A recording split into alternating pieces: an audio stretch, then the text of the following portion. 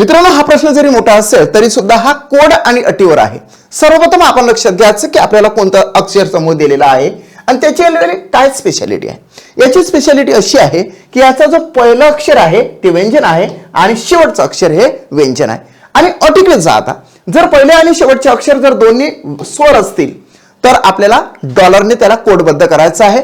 पहिलं अक्षर तर आपल्याला के आहे आणि शेवटचं तर बी आहे, म्हणजे ते व्यंजन आहे. स्वराची ही अट आपल्या ठिकाणी लागूच पडणार नाही, म्हणून आपण या ठिकाणी याला कॅन्सल केलं. सेकंडची अट आहे, जर पहिल्या आणि शेवटचे अक्षर दोन्ही अक्षर जर व्यंजन असतील तर आपल्याला हॅश घ्यायचं आहे.